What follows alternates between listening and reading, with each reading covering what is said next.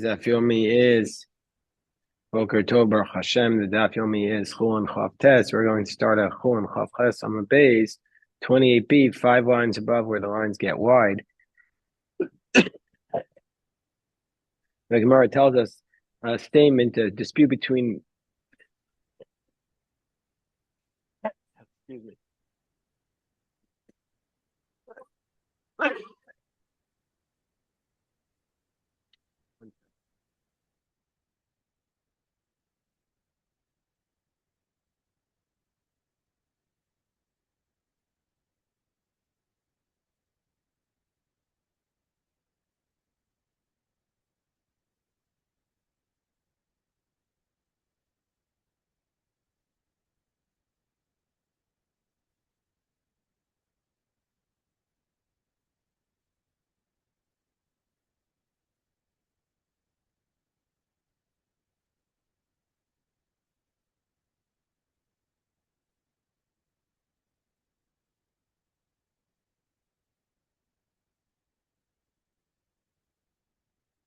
The Gemara tells us a dispute between Rav and Rav Kahana. Rav Amar Mechza Mechza Karov. Rav says that if something is 50-50, and the Gemara's assumption, the Katzal Kadaitach at this point is that we're talking about the cutting of the trachea or the esophagus. Rav says if you cut half of it, it's like it's the majority.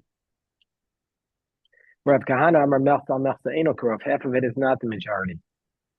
Rav says Mechza Mechza Karov. This is what the Torah is saying to Moshe. Lo tishayir ruva. Don't leave over the majority. So if you cut half, it's like you haven't left over the majority, and it's okay. Whereas Rav Kahana says Mechza Mechza Eno Karov. Moshe, Torah is saying shachot roba, that you have to slaughter the majority of it. So the Gemara tries to prove who's right. Siman chatzi katina gargaras pegima. Tanan, we learned in our Mishnah chatzi yacha ba'of, yacha b'chatzi b'be'ema shchitas psula, that if you do half by a bird, it's no good. Iamris mechza mechza karov. If you were going to say that it's the majority, like Rav, on my apostle, why if you do half by a fowl, by an oath, is it disqualified? Avidla Roof hasn't been done the majority. My answer is midrabanan. It's disqualified only rabbinically. Maybe you're not going to do the half, but biblically speaking, it's okay. Amarav Katina, a second approach. Tashma, we learned in the Bride. So that if you divide a utensil that was tamei and you want to make it tahor, the way to make it tahor is by breaking it. So chilkol shneim. Once you've broken into two, vein shavin, and they're exactly the same. Shneim tameim. We're not going to say it's tahor because we're going to say they're still tamei. Because we can't know exactly. We don't assume that you exactly broke it in half, but that implies so after But if we could prove that you did it exactly in half, then we're going to say tahor, and it's tahor. But why? According to Rav, why if it's exactly half is it tahor? My tahor and each one's still the majority, and so the utensil should still be tamei. So I'm a Rapapa. Yeah, in general, we would say that half is the majority, but in the case where it's an impossibility, it's two. You can't have two majorities in one utensil. Tashma, another brayta, shacha chati gargeret v'shah. Let's say you slaughtered half of the trachea and you paused. Kidei shihia, the amount of time. Kidei shlita, the amount of time it takes to do a shlita. Acheret v'gamra, and then you complete a shlita kshera. Then it's no good. Then it's okay. If you say half is the majority, itrifala. Why don't we assume that once you did half, you did the majority, and then you paused, you made it a treif? So the Gemara says, misavras. So the Gemara says, misavras. Why do we assume that you're talking about an animal? In which case, you'd make a treif because you needed to do two simanim. Misavras the behema. No, but if we're talking about a fowl. I mean, manav shachan, either way it's kosher. If 50-50 is the majority, ruba, and you've done the majority. If 50-50 is not a majority, then you've done nothing. Another brayso. Tanaraban tashma sharei shayachati kana pagum. let's say half of the trachea was defective, and he added on a little bit to it, the gumri, and then he completed it, it's kosher. If you want to say 50-50 is the majority, then once it's half the kana is bagum, treifa, it's a treifa. Amarava, shani lenyan treifa, no. So Rava gives a principle. When it comes to treifa, we say, Dva'ina rova narrow einayim. There we say you need a rove that's visible to the eye, and in this case it's not visible.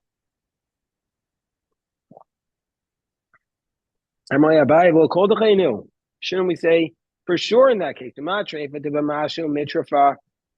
Trefo, a little drop can make it a trefa. But what we need a majority, we say we need a visible majority. Where we always need a majority. For sure, we should be requiring a visible majority, not just 50-50. So therefore, Ella Koyalma, so the Gemara has to reassess what this whole debate is about. Everybody says 50-50 by a trachea and esophagus is not the majority. Even Rav would say that. Rav and Rav Kahana's teaching was taught not about the Kona and the Veshet, but it was taught about the concept of Pesach, that if the majority of the people in the community are Tamei, then they don't get pushed off to Pesach Sheni and they bring it in Pesach Rishon. Harishahayu, Yisrael Melchza Tahor and Melchza Tamei, half are Tahor and half are Tamei. Rav Amar Melchza Melchza Karov. Rav says that we view everybody as though the 50 is like they're the majority, and so they bring it even in a state of Tumah. They bring the Pesach, the Korban Pesach. Rav Kahana says we don't say that. Melchza Melchza Eno Karov. And we wouldn't say that. Why does Rav say that 50-50 there is like the majority? Because that ish ishkiya tamei nefesh. If an individual is tamei, and then he's unable, then he can't bring the Korban Pesach. Ish nitchav in tzibor nitchav. Individual is pushed off the Pesach sheni, but not a community. So therefore, the tzibor, once they get to 50-50, then we're going to view them. Even though the half is not called a majority, nevertheless, they are no longer called individuals. And so therefore, we're going to bring the Pesach Sheni under those circumstances. So we say if there was one majority of one by a bird, then by a fowl, then the Shlita, that's all you need. And you need Rov Shnayim Bebehema. But then the Mishnah says this statement basically twice, because it says Ruba Shalach Kamo. So why does it say the same statement twice? Tanina Chadazim, and then we already learned this Ruba Shalacha Kamo. So Hachayish Pashachtim and Amar Hoshaya Chada B'Chulin v'Chada B'Kachim. So one of the statements is by Chulin and one is by Kachim Utzricha, and we need both statements. Diashmina Chulin, because if we just had this statement of Chulin, we say Hasam Udistaki Beruba. There it's sufficient to have the majority of the Simon Mishum Dulav Udamutarchis, because it doesn't need the dam. Of a kachim, no adamu tzarach, but by kachim where he needs the blood, maybe it's not enough to have a majority. Adi kakul, maybe it needs everything. V'yashmin and kachim, if he just learned this by kachim, it would say mishum no adamu tzarach, because he needs the blood. Of a chulin, no adamu tzarach, but by chulin where he doesn't need the blood, aim of a palda sagule. Maybe 50-50 is okay by chulin. Kamash mohan. So the Gemara says, which one of these statements is okay by Chulin? Which one, the Reisha or the Seifa, which one is referring to Chulin and which one is referring to Kachim? Hi b'Chulin, hi b'Kachim. So the Gemara is going to give 4 to 6 explanations about how we know that the first part is the by Chulin and the Seifa is by Kachim. So Amar Rav Kahana Mistaber Reisha b'Chulin, first approach. Dana says we should assume the first cause of school is Seifa b'Kachim. How do we know this? Because it says Hashochet. Hashochet rovecha ba'ov ushnayim b'behema. So from the fact that it uses the expression of Hashochet, that means he slaughtered it. So the first cause is by Kachim. Hamoach mi by it should say Malika, which is what you do by a fowl of Kachim, by a bird of Kachim. Elamai. So the Gemara says, wait, Seifa b'Kachim, Shlitatzuk Shera. Why does it say in the Kachim, Shlitatzuk Shera by way? If you say the last cause is Kachim, it should talk about Malika. So the Gemara says, no, Halo Kasha. That's not a difficulty. I need to salt me behema, since the last clause of the Mishnah is referring to an animal. Tani nami shchita share. Therefore, it says shchita, not mulika. Al reisha milchti al ofkai. But the first clause, since it's referring to an oath, if he really was kachim, hamoch mi. It should have said mulika. Okay, second approach, Rav Shimon bar Ashi Amar reisha b'chulin me'acha, that the first clause is referring to chulin, and the source of from it is from here. The katani echa ba'of. Because it says one by a bird, a fowl is all you need. And if it's referring to kachim, there's the oah of a bird which requires two. So the Gemara says, well, if that's the case, my rov echad, rov kola. So elamai seifa b'kachim, but when it comes to the seifa, it says rov echad ba'of. Hayika also if the b'shnei simanim. So the Gemara asks about the second case. You should require. It should say why does it say rov echad ba'of? You need by an olah, it's two. Where it says no, there my rov echad rov kol echad. It means the majority of each one. Well, bedinu do listening rov shnayim. It really could have said the majority of both. But kimenika chatas. So since it was there's a chatas of which the stagile b'chai where you only need one siman. Therefore, the Gemara doesn't want to. The Mishnah doesn't want to get into that debate. So it says rov echad ba'of. Rav Papa, third approach. Rav Papa says reisha b'chulin me'achad the katani. The first cause is chulin because we learned the Ketani Rabbi Yehuda Omer Achi Yishchot Safritin. You have to slaughter the jugulars. We get Rabbi Malay, the rabbis argue. Eliyamris b'shalom b'chulin. If you want to say it's referring to chulin, shapir makes sense. Eliyamris b'kachim. But if you want to say it's referring to kachim, my pligi rabbanaway. Why are the rabbis arguing? Since by kachim, who atzma l'dam l'tzarach, the whole purpose we need the kachim is for the blood. So of course you should have to slaughter the jugulars. Fourth proof, Rav Ashi Amar Seifa b'kachim. We could prove that the concluding clause is kachim. Mehacha the katani hashochet shnei rashin ke'echad shchitatuk share. Because as we're going to get to the Mishnah, it says if you slaughter two heads at once by a shchita, it's going to be a valid shchita. Hashochet, which implies the evidence l'chatchil lo. Now he amris b'shlama b'kachim. If you're going to do this by kachim, it makes sense why you shouldn't do it. You can't have two people slaughtering one korban. And you can't have one person doing two korbanos. We learn that from Tizbachuhu ksiv.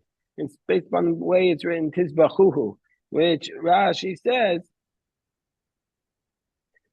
Tizbachu ksiv yesh emor mesoras who follow the tradition. Tizbach mashma do shochet yechidi ka'amar v'lo shnayim. It implies one.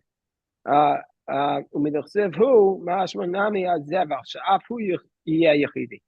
So okay. Anyway, it's based upon the tradition of how you read that pasuk. But anyway, that's the point. So we see from here that since the last clause is referring to kachim, that's why you can't have two people slaughtering it at once. If you say it's referring to chulin, even one person can slaughter two animals. Also, Rish Lakish, so this is now the fifth, but it's not a proof, it's just his opinion. Also, Rish Lakish says that the first clause of school and the seifa is kachim. Rish Lakish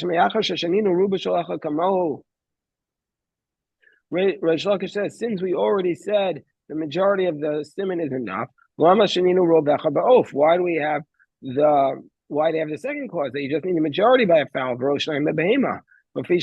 Because it's to teach us something else, as Rish Lakish. It says in Yom Kippur that the Kohen Gadol has to do all the avodah himself. And it says, if you ask a Talmud, they bring the Kohen Gadol in the morning, the Talmud offering. Kartzli makes an incision. Somebody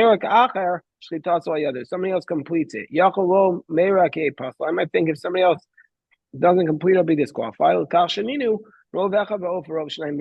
us that even if somebody else didn't complete it, it would be sufficient because you only need the majority. So that's what the second clause is teaching us. That because it's referring to kachim, it's telling us that even if he didn't do it, even if it wasn't completed, it's okay. So now we analyze the statement. Apostle on the top of Chaftes Samar Beis. I might think if he didn't finish it, it's disqualified. So wait 1 second. How could somebody else complete it? That'll be like somebody else doing the avodah. V'tanya, kol avodas Yom Kippurim, ain't no kshered on abo. All the avodah Yom Kippur has to be done by the Kohen Gadol. So Halchikamer, this is how we read it. Yachol yeh pasal midrabanan. I might think it's rabbinically disqualified. I might think that rabbinically be disqualified if it's not completed. Now, tell us you just need the majority. So since there's not even a disqualification rabbinically, then why do you have to complete it? Why even bother doing it? So the Gemara answers mitzvah amarik, that it's a mitzvah to complete it, meaning to say so that all of the blood will go out. And Rashi quotes another explanation that maybe it's because of the concept of Rov HaMadras Mel, who want as many people participating, and he pushes that off, because otherwise we would say also the Kohanim should get involved in the other services, and we don't say that it should really only be the Kohen Gadol. And so therefore, it's not because of Rovam. Amar Rabbi Shimon ben Lakish Mishum Levi Saba Eineno Shlita Elavisov. So now we have this concept. When is it considered to be the Shlita? When you complete it? Well, that's what Rabbi Yochanan. That's what Rish Lakish says in the name of Levi Saba. Whereas Rabbi Yochanan says Yeshna Shlita Mitzchiu Vatzov. The Shlita comes from the beginning until the end. And Amar Rava, what's the parameters of this dispute? Hakol Modem Echad Shachat Siman Echad Ove Kochavim. Everybody would agree where an idolater did the first simon and the Jew completed it, Shipsua, then that is disqualified there. Because the idolater did an act which can make it a treifa, but Ba'olas Ha'ov Nami, and it would be a Ola of the oath where we require two simanim. We also say Echada Malak Siman Echad Lamata, the Siman Echad Lamata, where he does Malika on one siman below and another one above, Psua. Shari Asaba Maisa Chatas. I mean, above the Chut HaSikra, the line and the altar oath has to be above. So there will be disqualified. Shari Asaba Maisa Chatas Oaf Lamata, because he did the action of Chatas Oaf on the bird. Where are they arguing? According to Rava, Ella could go into Shachat Siman Echa B'Chutz for Siman Echa B'Fnim. He slaughtered one siman outside the Azara and one in the Azara.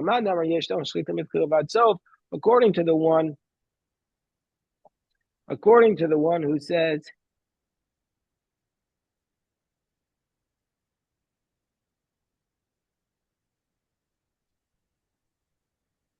hold on.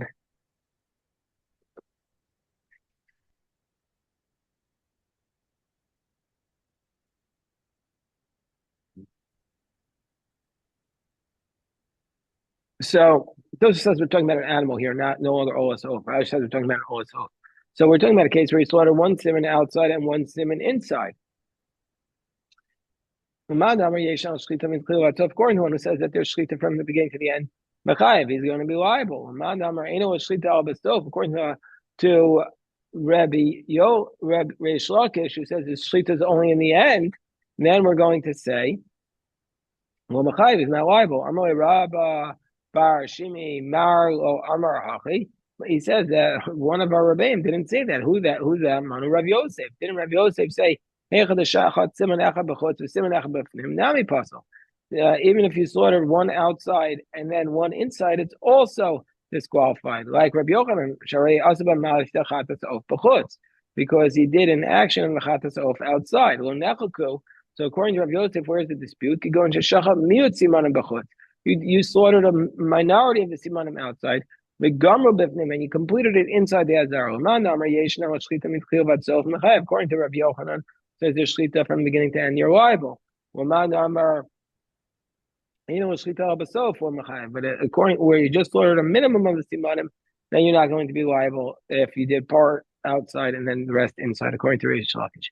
Most of Rabbi Zera, didn't Rabbi Zera challenges this from the case of the Parah Duma, because it says, so whoever is involved in the Parah Duma, the red heifer from the beginning until the end, the Tamim begatim, his garments become tamei. And if he's doing another malacha at the time, like for example, if he slaughters it and at the same time he cuts a squash, it's going to be disqualified.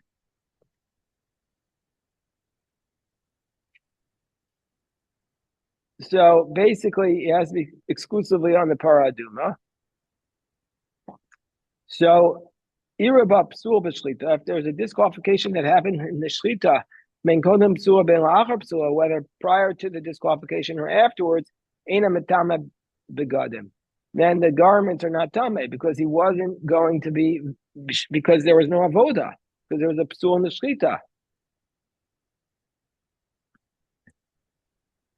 So, ena metame begadim ba'azata kodem psula. But uh, if he got to the sprinkling before it was disqualified,